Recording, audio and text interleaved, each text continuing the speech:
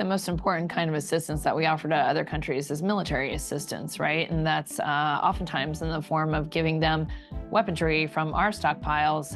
That's bullets and machinery and vests and everything that might be used by their military to fight the fight that they're in. But we also have, development assistance that runs the gamut. The Millennium Challenge Corporation works with countries to provide them sort of wraparound services, if you will, to help them develop, good criminal justice systems, good agriculture programs, and all that. So we provide a wide range of assistance.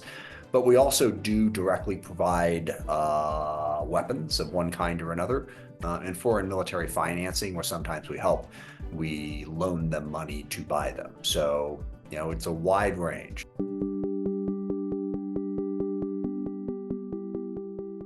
Yeah, our primary goal, my primary goal is peace, right? I mean, but peace through strength that's how we achieve peace. And nobody likes war, nobody likes conflict. That should be always the last thing that we resort to. But here we are. We didn't start a lot of these conflicts. We weren't able to prevent a lot of these conflicts, which again should be the goal. We should be able to be a deterrent so these conflicts never even start. But, in different parts of the world, they've started for different reasons. And so the goal should be peace. The goal should be ending those conflicts. And one side, we want the side that has the best intention, that most closely aligns to our democratic value system, that are our friends, to win that fight. The primary goal is to create as much stability in the world as possible, to help countries be able to be, productive, successful states in terms of providing for their people. Now, and that's why I love the Millennium Challenge Corporation, which was something that George W. Bush created, which was not just giving aid or giving arms. It was working with the government, and we actually go into compacts with that government, for a variety of different services. Maybe they need help with their agricultural systems, their irrigation systems, or they need help with education or healthcare. So we try to work with them so that they can learn how to provide those services collectively to folks.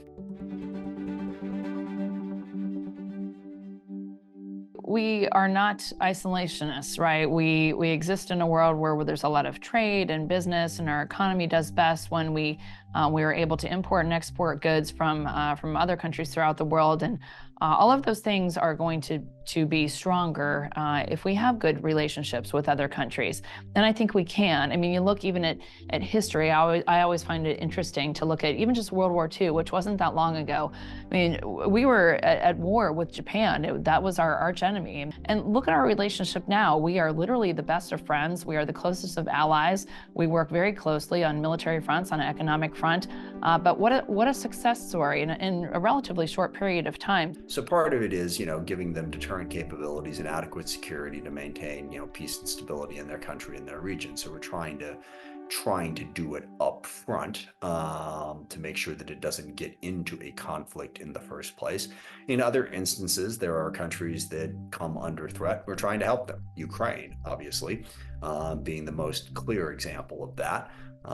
They were attacked by Russia, and they have an acute need in the short term. The other good example of this, of course, right now is Israel, which we've had a decades-long relationship, as they've been threatened from a variety of different groups. I think we can. I think we haven't acted on it to the extent that we should be right now. I am frustrated, for one, that we haven't acted on some of the foreign aid bills that have been presented out there. Some have come from the Senate, some have originated in the House, to vote on things like aid for Ukraine, aid for Israel, aid for Indo-PACOM. We need to get those things done. The world is really watching the United States right now. We have a lot of, again, relationships with a lot of countries we align with. Honestly, I'm mindful of the fact that we also have to be able to execute our foreign policy, and the degree to which Congress, has too much control, that gets bogged down. And in fact, we have a very slow and cumbersome foreign military sales and foreign military financing program right now. The committee that has jurisdiction over this is in the Senate, the Foreign Relations Committee. In the House, we call it the Foreign Affairs Committee. Same committee, different name. But the chair of that committee and the ranking member, so Democrat and Republican leaders on those committees, sign off on all of these agreements. And some of them have been dragged out for a very, very long period of time. Yeah, we could put those things in the bills that are presented. I mean, I think that's why it's best if Congress can provide that kind of oversight, if we can pass bills out of the House and Senate, because right now we have a White House that's kind of haphazardly giving aid here and there. Even most recently, I mean, Haiti, for example, has broken into chaos and war and gang street fighting. It's a mess over there. And we look at, we just doubled the amount of money, $100 million extra dollars went to Haiti. And this is a country that's now pretty much being run by gangs in the streets. So, and that was a decision from the White House that Congress didn't weigh in on. We have laws about human rights. We have laws about how the weapons are used.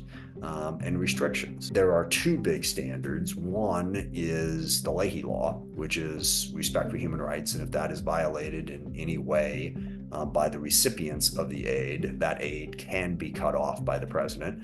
And then there's a restriction that is relevant now, of course, with regard to Israel in terms of humanitarian assistance. If a party to a conflict is receiving U.S. aid and it is found that they are unfairly restricting humanitarian aid into a war zone, that too can be cut off. And that's a law that Congress has passed. So, there's quite a few things in place. And look, that's the balance that we try to strike in all of this.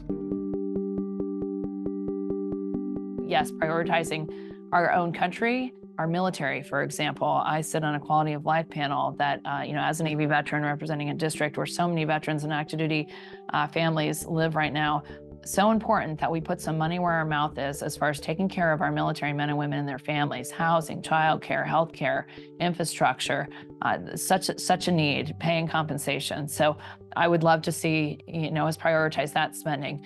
So money doesn't grow on trees, which I think is an important piece that I think some people forget here in Congress. So prioritizing where are we going to spend that money? I think we don't have to have the argument about the economy right now and that everything costs more money than it used to. And I think both sides of the aisle can be blamed for too much spending.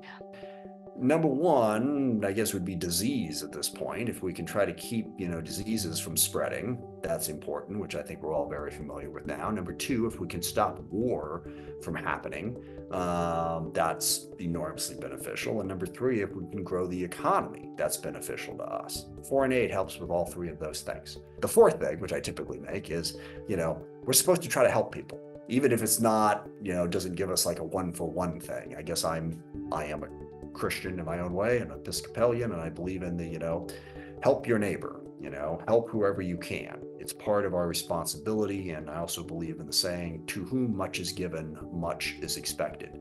Much has been given to the United States of America from an economic standpoint. So I think we have a moral and ethical obligation to help people who need help when we can do it.